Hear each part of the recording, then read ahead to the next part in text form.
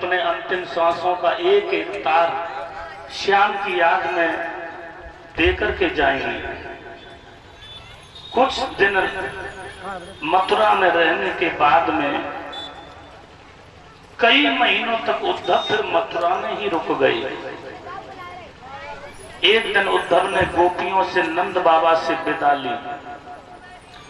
ग्वाल वालों से विदा मांग करके जब चलने लगे, उसी समय रथ पर यात्रा करने के लिए सवार हुए तो बाबा नंद ने, मैया यशोदा ने अपने कन्हैया के लिए बहुत सी भेंट की सामग्री रथ में रख दी।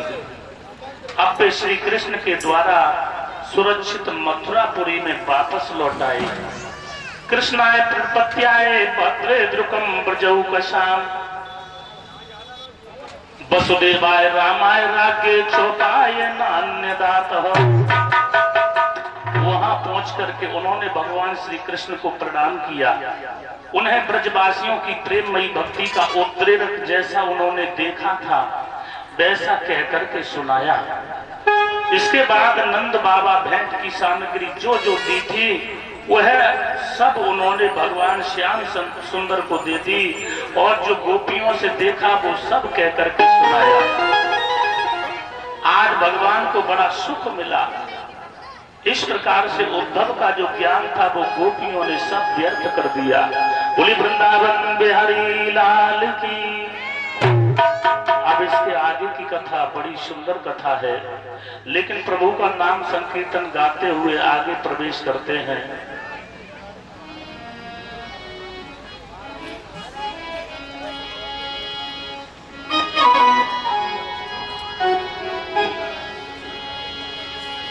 मैया तेरा मंदिर सुहाना,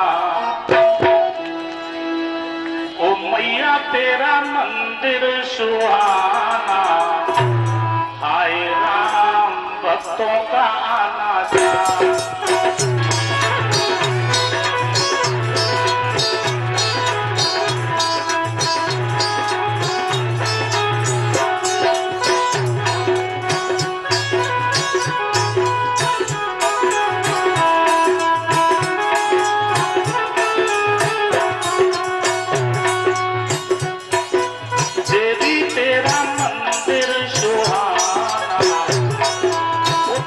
तेरा मंदिर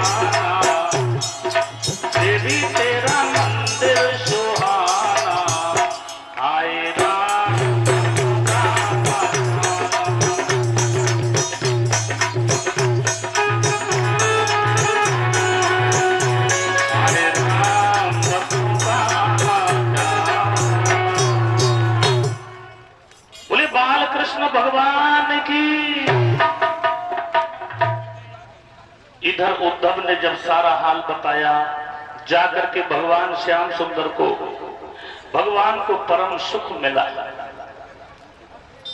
भगवान बड़े आनंदित हुए।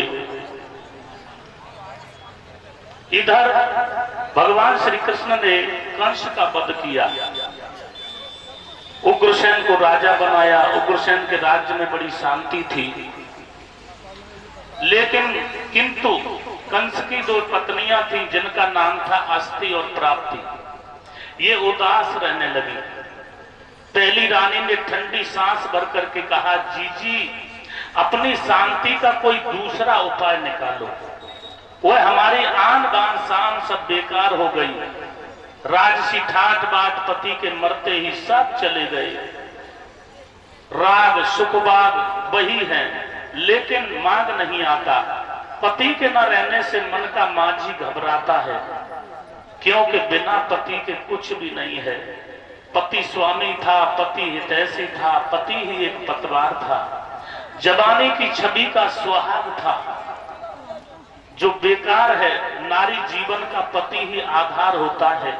इसलिए बहन चलो अब हम मायके चलती हैं, मथुरा में कुछ नहीं रखा, क्योंकि यहां से हमारी अब मालकी उठ गई, खत्म हो गई। अब यहाँ क्या रखा है? जरासंध की बेटियां रथ पर सवार हो गई, बाप के सामने जाकर के पुकारने लगी, लानत है ऐसे राजाशाही पर, पिताजी ऐसे जामों पर धिक्कार है, ऐसे आरामों पर है राजा, सावधान हो जा, विपत्ति का समय आ गया है, खबरदार दुश्मन सर पर आ गया है। बेटियां जाकर के सफेद साड़ियां पहनी थी और पिता के सामने खड़ी हो गई।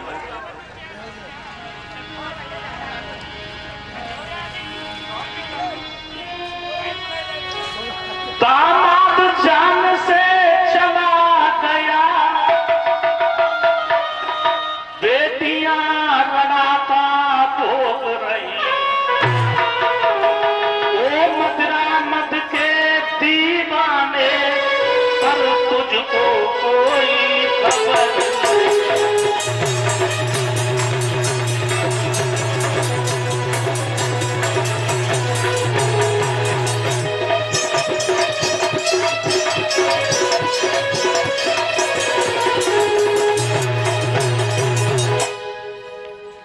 बेटियां सामने खड़ी हो गई। पिताजी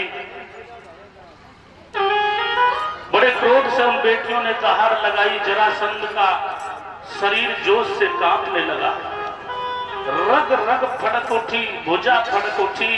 जरासंध कड़क करके बोला, ओ काल बता, तूने किस काले का दरवाजा खोला है? किस सरकसिये की मौत आ गई है? उसका निशान न यहाँ रखूं, न स्वर्ग में रखूं, न नरक में रखूं।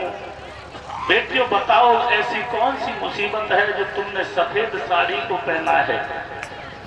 रो रो करके बेटियों ने पूरा हाल अपने पिताजी को बताया। पिताजी,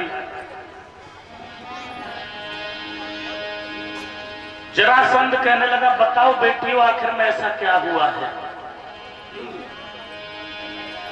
प्यारी बेटियों बताओ तो, किस कातिल आया है, जिसने मारा है कंस वीर और तुमको राण बनाया?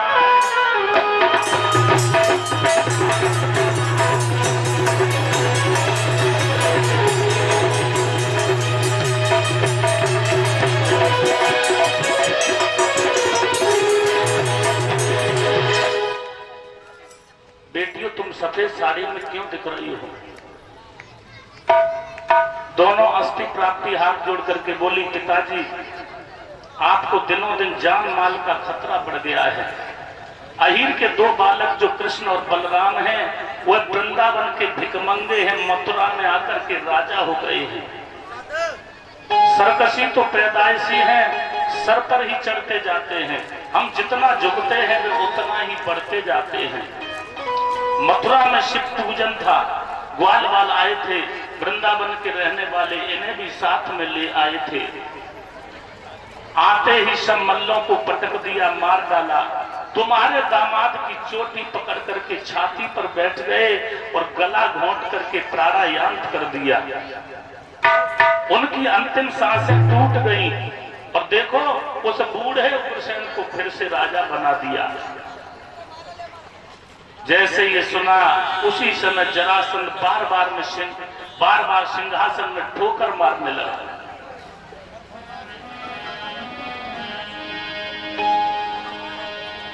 युद्ध की तैयारी के लिए अपने मंत्री को बुलाया। मंत्री, हमें कोई उपाय बताओ, हम युद्ध आक्रमण करना चाहते हैं मथुरा पर, मेरे दामाद का वध कर दिया गया है। हे कंसराज के विकल आत्मो, धीरज धर खून चुकाऊंगा, या तब लोगों के लेहू से तेरा कर बढ़ कर।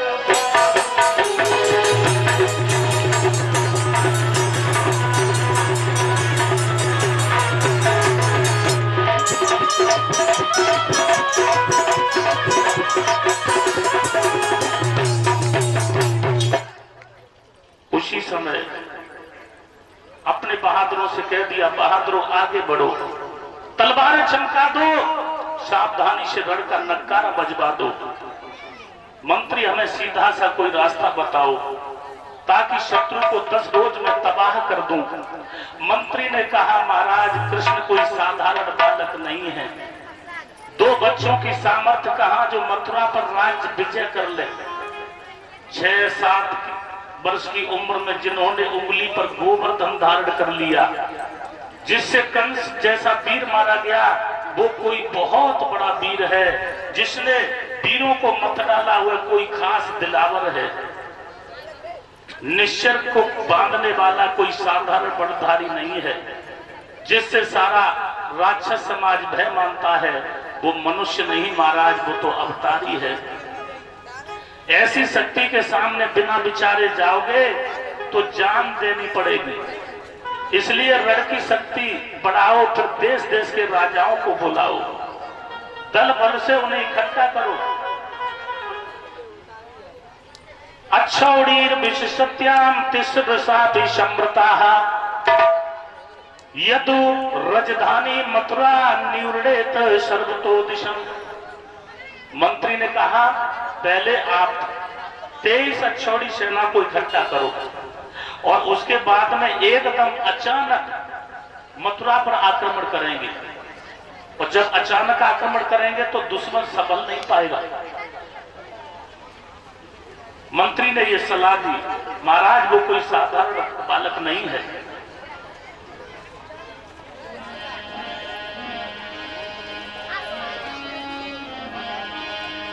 अय्यारी से मक्कारी से, अय्यारी से मक्कारी से दुश्मन फंसने का मौका।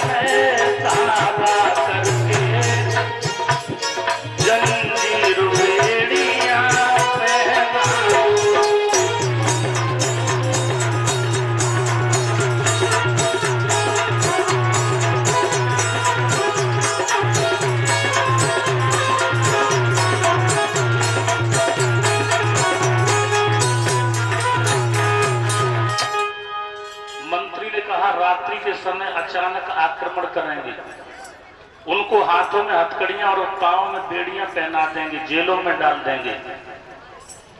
23 अच्छौड़ी सेना के साथ में यदुवंशियों की राजधानी मथुरा को चारों ओर से अचानक घेर लिया। धम धम घोंसों पर चोट पड़ी, रण का नक्कारा बजने लगा, पृथ्वी कांपने लगी, आकाश गूंजने लगा।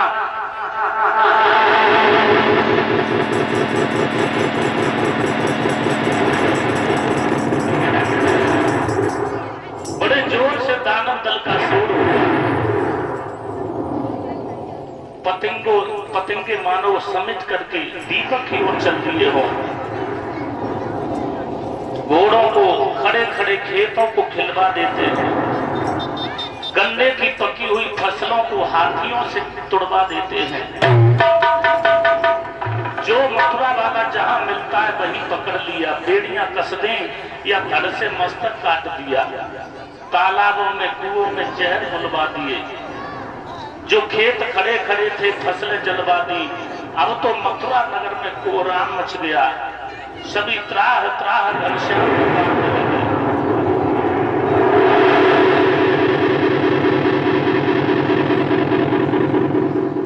भगवान कन्हैया मुस्कुरा करके मथुरा से बाहर आए। भगवान ने ग्वाल वालों से कहा, चिंता मत करो, हम ही देख लेते हैं कितने बलवान हैं। इतना कहकर के दोनों भाई जब रथ पर सवार हो गए,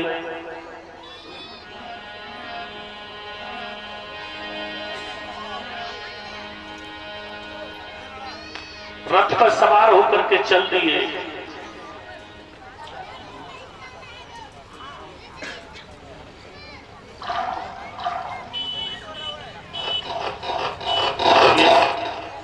मुद्रा कृष्णकांत भैया गिरोह से ये भगवान के चरणों में अर्पण करते हैं। प्रभु से कामना है, प्रभु घर में सुख समृद्धि बनाए रखें और धन के भंडार भरे रखें।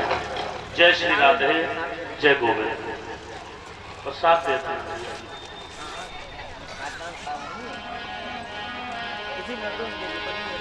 उसी समय देखा तो भगवान कृष्ण मुस्कुरा करके बोले, हम देख लेते हैं।